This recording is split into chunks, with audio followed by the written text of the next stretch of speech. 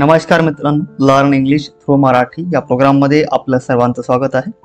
आणि आता आपण कंटिन्यू करतोय आपला टॉपिकचं नाव काय आहे आपल्या वन वर्ड सबस्टिट्यूशन. बरोबर, वन वर्ड सबस्टिट्यूशन.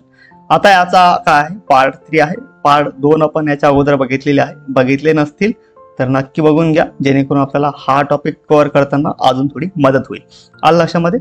आता आपण हा टॉपिक काय घेतो, याच्यामध्ये खूप साऱ्या गोष्टी कव्हर करायच्या, जसं की MPSC असेल, IBPS पॅटर्न असेल, बरोबर, क्लर्क असेल, कंबाईन असेल, ज्या कोणत्या एक्झाम येतील तर त्या एक्झाम मध्ये जे इंग्लिशवर प्रश्न विचारले जातात, बरोबर, तर ते सर्व टॉपिक आपल्याला कव्हर करायचे आहे. आणि त्याच्यामध्ये आपण टॉपिक सुरू केला कोणता, वन वर्ड सबस्टिट्यूशन, आणि त्याचा आहे आपला आजचा पार्ट 3.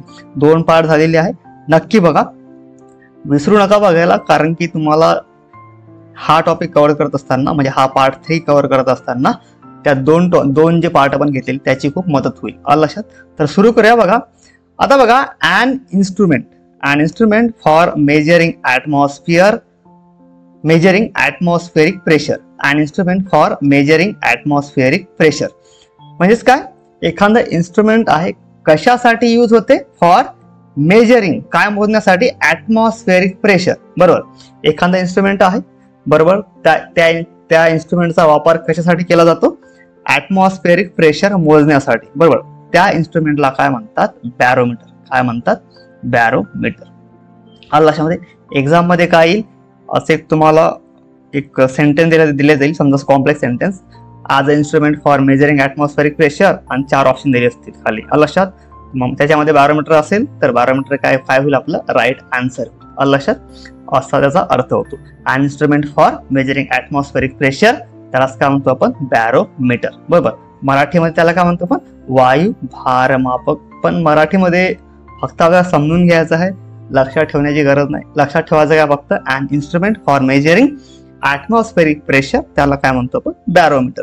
एक्झाम्पल बघा, a barometer is essential for weather forecast. बरोबर, म्हणजेच काय, जे बॅरोमीटर आहे, बरोबर, त्यात ते गरजेचं आहे, बरोबर, महत्वाचं आहे. कशासाठी, फॉर वेदर फॉरकास्ट. बरोबर, म्हणजे वातावरणाचा अंदाज घेण्यासाठी.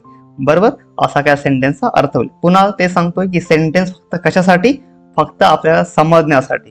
लक्षात ठेवायचं काय, फक्त आपल्याला an instrument for measuring atmospheric pressure, त्याला काय म्हणतो आपण, बॅरोमीटर. फक्त एक्झाम पुरतं हेच राहील. बाकीच्या ज्या गोष्टी आहेत मराठीमध्ये त्याचा अर्थ आहे, महत्वाचा आहे, पण एवढं महत्वाचं नाही, फक्त आपल्याला समजण्यासाठी. त्याच्यावर आपण सेंटेन्स घेतो, सेंटेन्स सुद्धा काय आहे, फक्त समजण्यासाठी. लक्षात ठेवायचं काय, फक्त आपल्याला an instrument for measuring atmospheric pressure, त्याला काय म्हणतो आपण, बॅरोमीटर. आता बघा नेक्स्ट आहे that which cannot be dispense with. That which cannot be dispense with म्हणजेच काय, एखाद्या गोष्टी व्यतिरिक्त आपण राहू म्हणजे त्या गोष्टीपासून आपण राहू शकत नाही, जगू शकत नाही. आलं लक्षामध्ये. जसं की आजच्या काळामध्ये आपण इंटरनेट शिवाय राहू शकत नाही, बरोबर, असं. बरोबर, तर त्याला काय म्हणतो आपण, इनडिस्पेन्सेबल. बरोबर, that which cannot be dispense with. That which cannot be dispense with, त्याला काय म्हणतो आपण, इनडिस्पेन्सेबल. मराठीमध्ये आपण त्याला काय म्हणतो, अनिवार्य. म्हणजेच काय, त्याच्याशिवाय आपण राहू शकत नाही. जसं की एक्झाम्पल बघा, वॉटर इज इनडिस्पेन्सेबल फॉर लाईफ. म्हणजे पाणी काय, एक अनिवार्य आहे आपल्यासाठी जगण्यासाठी. लक्षामध्ये. असं होईल का की आपण पाणी नाही पिलं आणि आपण जगतोय, असं होईल का, नाही. पाणी कसं आहे, आपल्याला अत्यंत महत्वाचं आहे, अनिवार्य आहे लाईफ जगण्यासाठी. लक्षामध्ये. त्याला काय म्हणतो आपण, इनडिस्पेन्सेबल. लक्षात काय ठेवायचं आहे, फक्त आपल्याला that which cannot be dispense with, त्याला काय म्हणतो आपण, इनडिस्पेन्सेबल. एवढंच फक्त आपल्याला लक्षात ठेवायचं आहे. लक्षामध्ये. अनिवार्य त्याचा मराठी अर्थ आहे, फक्त समजण्यासाठी, लक्षात ठेवण्यासाठी, फक्त काय, त्याची एक डेफिनेशन आणि त्याचा एक वन वर्ड. लक्षात, इनडिस्पेन्सेबल. आता बघा नेक्स्ट आहे a return declaration of a government or political party. बघा, आता एखादं रिटर्न डिक्लेरेशन आहे. डिक्लेरेशन म्हणजे एखादी घोषणा आहे, बरोबर, कोणाची असू शकते, गव्हर्नमेंटची असेल किंवा मग एखाद्या पॉलिटिकल पार्टीची असेल. बरोबर, पण कशी आहे, रिटर्न आहे. एक घोषणापत्रामध्ये त्यांनी लिहिली आहे, बाबा आम्ही जेव्हा निवडून येऊ, बरोबर, तर हे आमचं घोषणापत्र आहे आणि याच्यामध्ये ह्या गोष्टी होतील. लक्षामध्ये. त्याला काय म्हणतो आपण, त्याला काय म्हणतो, मॅनिफेस्टो. बरोबर, a return declaration of a government किंवा मग एखाद्या political party or political party, त्याला काय म्हणतो आपण, मॅनिफेस्टो म्हणतो. लक्षामध्ये. मराठीमध्ये घोषणापत्र. मराठीमध्ये काय म्हणतो? घोषणापत्र. एक्झाम्पल बघा, the political party published a new manifesto. The political party published a new manifesto. बघा, एखादी पॉलिटिकल पार्टी आहे, त्यांनी काय केलेलं? पब्लिश केलेलं आहे. पब्लिश, फक्त पब्लिश म्हणजे ईडी लागला इथं, म्हणजेच काय?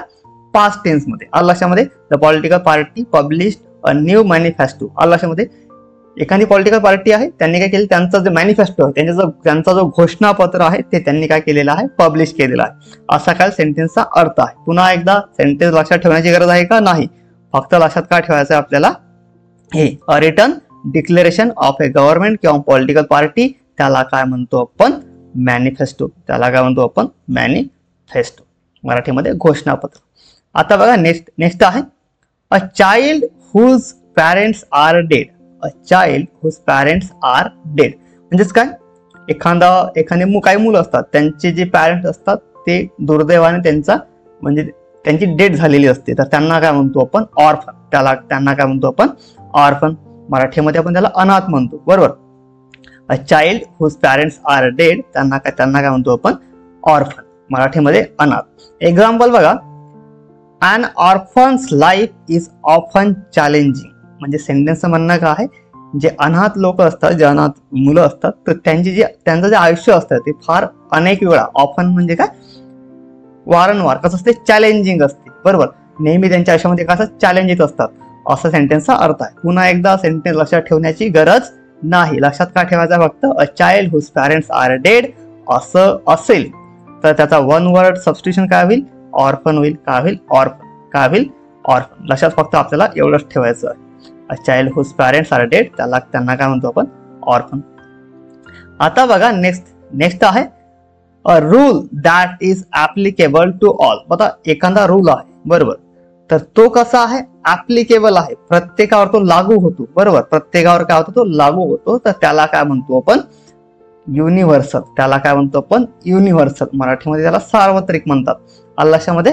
अ rule that is applicable to all असं असेल तर वन वर्ड त्याचा काय होईल? Universal. Universal. Example, kindness is a universal value. बरोबर? काइंड असणं, बरोबर, त्याला काय म्हणतो आपण?